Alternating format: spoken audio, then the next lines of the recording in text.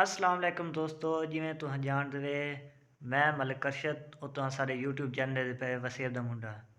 تے اج دوست اساں وینے پہ میلے تے وائن تو تاکو اج فون آیا بھئی ٹھہر دے تے نا ایئرپورٹ آنا پیا اج چلدے ہیں میلہ دے ہیں تے ول تاکو دکھے سوں وچ ٹھہر دکھے سوں ایئرپورٹ دکھے سوں۔ ویلکم بیک ویور، ہن اساں پہنچ چکے ہیں دربار دا نام ہے بابا سید احمد شیر تے دربار تو ہن آ گئے اساں اتنے سلام بھرے سے سلام بھرتے ہن دروازہ بند کرنے پہ رات دا ٹائم آئی نا دروازہ بند سی کھڑا ہے دروازہ بند کرتے ول وینے باہر میلہ گھومنے ہیں میلہ گھومتے ول دسنے پہ بھئی ٹھہر آیا کھڑے ایئرپورٹ پہنچن والا ہے ول ایئرپورٹ کو وہیں تے دکھے سوں میرا دوست کیمرہ مین ہی کریں کھڑا ہے میں دروازہ بند کریں کھڑا تے ہن دربار تو ماشاءاللہ بہت خوبصورت دربار لگدی کھڑی ہے سارے آپ دے گاؤں دے وچ ہے سمجھو کہ ہن پہنچ آئے ہیں بازار وچ میلے دے وچ یہ دیکھو ماشاءاللہ خوبصورت گرم جلیبیاں پئی ہیں ماشاءاللہ وی آئی پی ماحول ہے بڑا مزہ آندا میلے تے یہ دیکھو جلیبی پئی ہے اگ بھائی جان بازار شروع سی گئی اندے چ ماشاءاللہ خوبصورت کھلونے پین مطلب کھڈاونے پین بالاں دی چیزاں پین یہ وی آئی پی دیکھو ہار شار پین سارے کو وی آئی پی گڈیاں ٹنگیاں کھڑیاں وی آئی پی ماحول ہے مطلب یہ جویں پرانے وقت والے سامان ہونے یہ سارے کو یہ پکچراں تے پہ یادیں تصویراں چھکواؤ آپ۔ ویلکم بیک ویور، ہن اساں پہنچے ودے ہیں بازار وچ کھڈاونے دے ودے ہیں نال دوست کو آتا کوئی مندری شندری پا لے وہ آتا کوئی نہ یار نہیں پہنا حالی سردی بڑی ہے آئی واقعی یار سردی بڑی ہے دھند پئی کھڑی ہے باہروں یہ دیکھو کھڈاونے پین ماشاءاللہ خوبصورت تے اگ جنہ بھائی کو ساری اگر ویڈیو اچھی لگی ہے تو سارے چینل کو پلیز سبسکرائب کرو اور یہ دے ودے ہیں ماشاءاللہ گھڑیاں پئی ہیں بٹوئے پین ماشاءاللہ بڑا وی آئی پی ہے چا صحیح ودی یہ حالی خوبصورت تو بازار دکھنے ودے ہیں دیکھنے بازار کھڑی ہے ماشاءاللہ تے اندے ویلکم بیک ویور پہنچ گئے ہیں ٹھہر تے جویں انتظار دے گھڑیاں سینیاں پہ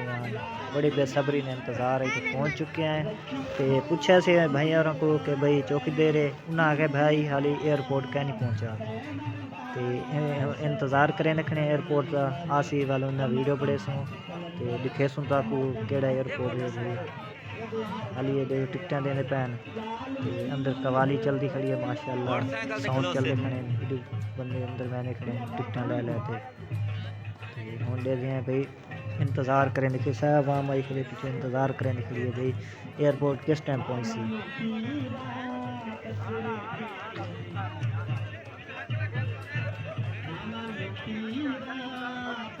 ایسے آج دھند ہی بڑی ہے دیکھو ساری دھند پئی کھڑی ہے